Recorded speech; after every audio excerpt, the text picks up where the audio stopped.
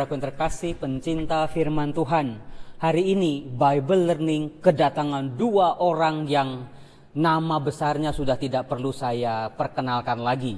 Siapa yang tidak kenal Romo Justinus Ardianto, Direktur Puspasamadi, dengan ide-idenya yang cemerlang setiap saat. Lalu juga lagi-lagi hari ini saya kedatangan tamu istimewa, yaitu Ibu Chun Wahono. Karena kemarin di rekaman yang pertama itu banyak permintaan, Romo Yosef undang Ibu Chun lagi dong. Kayaknya kok asik sekali Ibu Chun itu, hebat luar biasa. Nah, apa kabar Romo Yus dan Bu Chun? Baik-baik semua? Luar biasa. Sehat-sehat ya? Sehat sekali. Oke. Sekarang sebelum kita memulai sesi, saya mau membacakan dari Filipi bab 4 ayat 6 dan ayat 7. Saya nggak mau kalah sama Bu Chun dong. Tapi saya baca nih. Janganlah hendaknya kamu khawatir tentang apapun juga, tetapi nyatakanlah dalam segala hal keinginanmu kepada Allah dalam doa dan permohonan dengan ucapan syukur.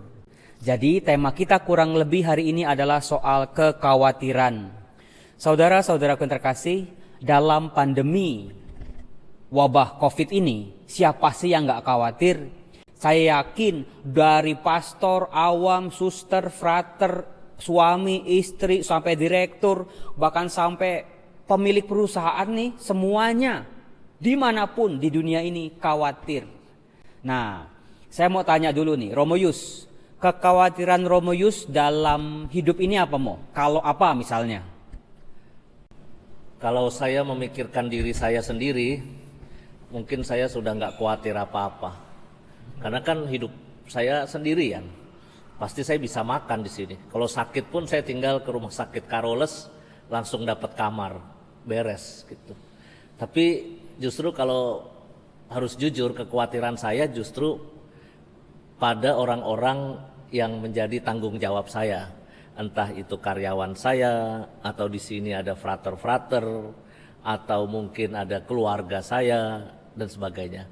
Jadi lebih terkait orang-orang di luar saya. Dan itu ya namanya kekhawatiran pasti terkait hal yang sangat hakiki tentang hidup.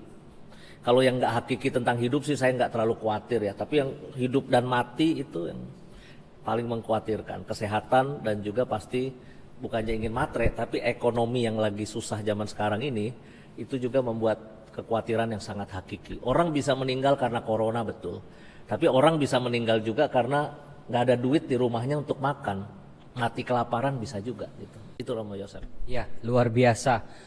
Bagaimana setiap pribadi jangan hanya memikirkan diri sendiri, tetapi juga memikirkan orang-orang di sekitar kita, bukan cuman keluarga, bukan cuman orang dengan hubungan darah, bukan anak ataupun orang tua saja, tetapi siapapun sejauh mereka manusia, termasuk juga alam ciptaan dan binatang tentunya. Kalau Bu Chun gimana? Pernah nggak Bu? Ibu ini kan udah khatam kitab suci, tapi masih ada nggak rasa kekhawatiran dalam hidup Ibu? Kalau kenyataannya saya itu paling sayang sama Edson. Edson itu siapa? Boleh diperkenalkan Bu ke pemirsa? Edson itu anak kedua dari anak-anak saya. Dia lahir cacat ganda. Umur 15 tahun belum bisa omong, nggak bergerak, nggak lihat, nggak dengar. Dia seperti seonggok daging yang hidup. Tetapi semua dokter dalam luar negeri, karena ipar saya profesor dokter gitu, ya kan, udah tahu tarik teman-temannya segala, tapi karena Edson cacat ganda dari baru lahir, maka kemungkinan bertumbuh bagus itu sangat kecil. Malahan dokter-dokter yang ngetop itu bisa bilang anak cacat ganda seperti ini nggak lebih dari 12 tahun. 10 tahun puji Tuhan, 12 tahun maksimal. Jadi ketika saya menimang-nimang Edson 10-12 tahun, maka saya pikir nggak lama lagi. Tetapi saya bersyukur, saya cinta firman Tuhan. Firman Tuhan membawa kepada pengharapan. Lukas 1:37 Allah berkata, tidak ada yang mustahil di dalam nama Yesus. Dan itu saya pegang. Saya pelayanan sejak masa muda saya diajak para senior. Saya nggak tahu apa-apa, saya nggak bisa apa-apa. Kerjaan saya keliling Indonesia cuman bersaksi tentang Edson yang Tuhan percayakan dalam hidup saya. Dan luar biasanya, setiap saya pulang dari keliling penginjilan, pasti Edson ada grow up gitu. Tanpa saya sadar, 15 tahun udah lewat, 20, 25, 30, 35 udah lewat, 40 tahun udah lewat, 45 tahun udah lewat. Tuhan masih biarkan Edson ada di sisi saya. Sekarang saya lupa, pastor. Umur berapa dia mulai omong, saya mulai lupa. Tapi saya ingat perkataan pertama yang dia omong adalah mama gitu. Dan saya sangat percaya kalau Tuhan udah kasih kata-kata pertama, Tuhan pasti kata-kata seterusnya. Hari ini Edson 47 tahun. Dan dia pinter sekali omong, sangat pintar omong. Dan kebanggaan dia adalah hafal ayat. Dia hobi ayat kayak saya. Tapi dia belum bisa baca loh, belum bisa baca. Tapi kalau saya bacain ayat, saya cerita tentang ayat, dia suka membinar-binar matanya. Maka kata pastor pembimbing saya yang sekarang ada di Amerika bilang, Tante Chun, Edson memang menggenapi ayat. Lukas 4 ayat 4, Matius 4 ayat 4. Manusia hidup bukan dari roti saja, tapi dari setiap firman yang keluar dari mulut Allah. Luar biasa, saya sampai merinding loh tadi mendengar kesaksian dari seorang Ibu Chun yang berapi-api, yang mewartakan firman Tuhan, mau membangkitkan semangat kepada banyak orang, anak-anak rohaninya. Bukan berarti hidupnya itu tanpa masalah, Ibu Bapak. Tapi justru dalam permasalahan hidup kita, iman kita semakin bertumbuh dan dewasa. Nah, sekarang pertanyaan yang kedua untuk Romo Yus dulu. Bagaimana cara Romo untuk menghilangkan atau menghadapi kekhawatiran itu? Karena pastikan kalau namanya khawatir kita cuma takut, ndekem di kamar, nangis-nangis, bombay. Masalah tidak akan lari kemana-mana. Kekhawatiran tidak akan berkurang sedikit pun. Nah, bagaimana seorang Romo Justinus Ardianto bisa menaklukkan kekhawatiran yang ada dalam diri Romo? Pertama-tama saya ingin menegaskan apa? Anda boleh khawatir, Anda boleh gelisah, Anda boleh takut. Ya. Kalau kita nggak ada kegelisahan sama sekali, nggak ada kekhawatiran sama sekali, jangan-jangan kita Waras. bukan human lagi lah, dan mungkin sudah ada yang korslet dalam hati dan pikiran kita. Maka nikmatilah kegelisahan dan kekhawatiran itu, karena itu tanda-tanda kita memang masih hidup, masih normal. Ya. Kalau ditanya bagaimana strategi saya, tips saya untuk melewati masa-masa kekhawatiran, saya tuh punya keyakinan begini, skenario hidup itu yang Tuhan kasih buat kita itu ganti-ganti. Habis peristiwa gembira, kita akan dapat peristiwa sedih. Setelah itu kita akan dikasih lagi peristiwa gembira lagi. Kalau lagi peristiwa gembira jangan sombong, jangan takabur, pasti akan dapat peristiwa sedih lagi. Gonta-ganti aja sampai kita mati. Itu nikmati aja dinamika itu. Khawatir, waduh, banjir waktu itu kemarin bulan Januari, toh banjirnya lewat. Barang-barang kasur kok kita bisa ada lagi dan bisa tidur lagi. Terus kita tenang sebentar, datang corona. Sekarang kita khawatir rame-rame, mungkin sampai bulan Juli, sampai Agustus, nggak tahu kita.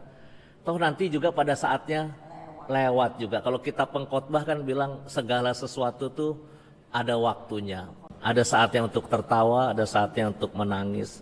Hidup itu kayak gitu, Romo. Jadi kalau ditanya tipsnya, nikmati saja apa yang kita jalani dan berjuang. Ya bukan berarti menikmati itu nggak do something, kita tetap berjuang. Baik, kayak kita waktu sekolah kan, kelas 2 SD misalnya, baru belajar kali-kalian, 9 kali 9, waduh udah kayak mau mati itu ngafalinnya. Tapi sekarang udah di luar kepala semua. Kalau kita menyerah dan mundur, kita tidak akan pernah bisa menaklukkan aneka macam kehidupan kita. Nah, kalau seorang Ibu Chun sendiri bagaimana nih? Bagaimana Ibu menaklukkan kekhawatiran dalam hidup Ibu? Kan tadi saya udah bilang, saya cuma khawatir kalau saya satu hari something happen sama saya, Edson siapa yang urus gitu. Karena Edson ini bayi besar dalam keluarga saya. Umur 47, omongnya udah pinter, tapi matanya belum bagus. Dia belum bisa baca dan dia ditreat persis bayi. Dimandiin, digendong, taruh jalan, semua persis bayi. Jadi sebenarnya kekhawatiran saya cuman sama Edson. Tetapi ketika saya belajar firman, saya tahu 1 Korintus 10 ayat 13, pencobaan tidak akan melebihi kekuatan saya. Pada waktu diberikan Edson, saya tahu Tuhan pasti kasih jalan keluar. Dan Tuhan genapi itu. Saya di rumah punya para pembantu yang bukan bekerja untuk saya, tetapi sungguh-sungguh mereka mengabdi. Zaman sekarang udah hampir nggak ada pegawai yang mengabdi. Tetapi supir saya 23-24 tahun, yang urus Edson 10 tahun, berkali-kali ganti, tapi seluruh yang kecil-kecil keluar menikah. Jadi saya pikir nggak perlu khawatir. Tadi kita baca Filipi 4 ayat 6 dan 7. Tetapi ayat 8-nya itu yang paling baik. Jadi saudara-saudara, pikirkan yang baik, yang benar, yang suci, yang kudus. Jadi apa? Pikiran kita ini motornya. Kalau kita pikir yang positif, maka seluruh kehidupan kita terkontaminasi yang positif. Pikiran kita negatif, mulut negatif, kebiasaan negatif, sikap hidup negatif. Maka latih pikiran kita untuk berpikir yang positif. Jadi saya bersyukur sekali bahwa saya hobi baca firman Tuhan. Bukan gak ada, tadi Romunius sudah bilang, kita gak hidup dong kalau gak ada khawatir. Pasti ada khawatir. Tapi mau khawatirnya gak berkepanjangan. Saya udah baca firman lagi, saya udah mesti konseling orang lagi. Saya gak bisa ngomong yang negatif, saya selalu ngomong yang positif.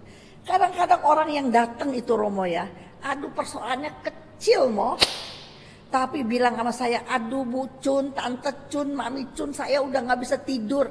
Lah ilah segini, kalau mau khawatir banyak juga saya. Udah nenek-nenek, punya anak 47 tahun kayak bayi, punya suami udah pensiun. Kalau mau khawatir itu saya gitu. Tetapi saya bersyukur, maka saya mau bilang, jangan memperhatikan tubuh jasmani. Artinya apa? Apa yang kita lihat, apa yang kita dengar, apa yang kita baca, itu membuat kita khawatir. Tetapi mari kita kasih makan tubuh rohani kita, supaya kita dewasa dan Tuhan tidak memberikan pencobaan melebihi kekuatan kita.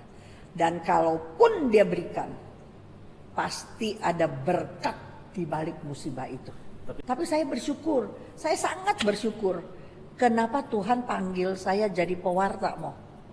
Karena kalau nggak jadi pewarta, kan baca firmannya iya enggak, on off. Sebagai informasi yang saya juga baru dapat nih bocoran, Ibu Chun itu dulu pembalap waktu masih muda. Terus juga rally. Oh. Kemudian juga jago main tenis katanya. Luar biasa loh. Berhala saya itu. Oh gitu. Berhala saya itu tenis. Iya dulu. Jadi waktu satu hari weekend di Old NU ya, saya pulang dari mulai 28, 29, 30, 31 pagi pulang. Saya misa-misa terakhir ya, Tuhan bilang gini. Kan saya selalu kalau habis misa kan kita selalu bilang gini, Tuhan tahun besok saya mau lebih baik Tuhan. Apa sih Tuhan yang harus saya lakukan? Dari mulai pengajaran tengah-tengah Tuhan udah bilang stop tenis. Kalau habis misa Tuhan bilang stop tenis. Waktu udah misa terakhir, aduh jelas sekali Tuhan bilang stop tenis. Saya nangis. Iya deh Tuhan, saya mau stop tenis Tuhan, saya mau stop tenis. Emang main tenisnya seminggu berapa kali Bu? Bisa 5 kali sampai 7 kali. Waduh, saingannya Yayu Basuki kali ya. Padahal kita tante-tante itu waktu, tapi hobi. Jadi saya olahraga supaya jangan kena kencing manis, tetapi kecanduan gitu.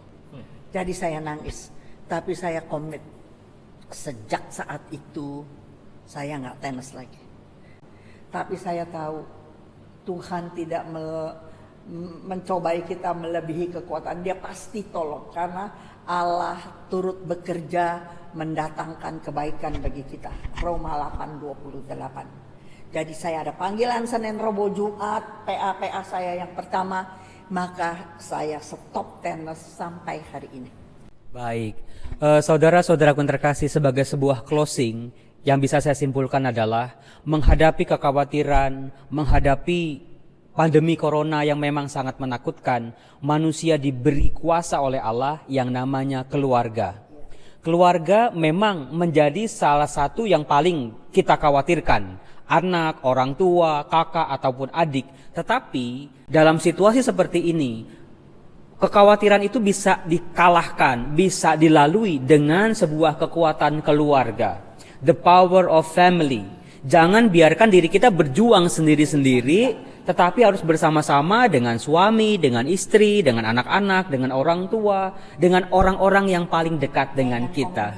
Dengan komunitas yang sudah bisa menjadi keluarga bagi kita. Oke, sebagai closing, Romo Yus akan ngomong apa? Silakan, mungkin 30 detik untuk closing. Bu Cun juga siap-siap. Ada film bagus, film Indonesia, judulnya Nanti Kita Cerita Tentang Hari Ini. Kalau kita sedang gelisah, sedang khawatir sesuatu sekarang, nanti ada episode Nanti Kita Cerita Tentang Hari Ini. Jadi caranya adalah mari kita punya perspektif hidup yang jauh ke depan. Setelah kita ini, kita akan menjalani yang lain. Setelah kita hidup di dunia ini, kita akan mati, lalu masuk surga. Maka kalau orang punya perspektif surga, maka lalu kekhawatiran yang di dunia ini ya mari kita jalani sampai akhirnya semuanya selesai. Amin. Terima kasih Romo Yus. Kalau Bu Cun apa closing statementnya? Terusin Romo Yus aja. Karena tujuan hidup kita bukan untuk hal-hal yang kelihatan. Kalau tujuan hidup kita nanti di surga, maka hidup jadi sederhana. Jangan memperhatikan tubuh yang kelihatan, tetapi mari kita lihat, kasih makan tubuh yang tidak kelihatan. Saya tutup dengan satu ayat Pengkhotbah 12 ayat yang ke-7. Satu hari tadi kata Romo Yus, kita pasti meninggalkan dunia ini. Waktu kita meninggal, debu akan kembali menjadi tanah. Mau pulang kemana roh jiwa kita? Pikirkan itu, maka hidup di dunia menjadi sederhana. Amin. Baik, terima kasih saudara-saudaraku terkasih. Salam, Tuhan berkati.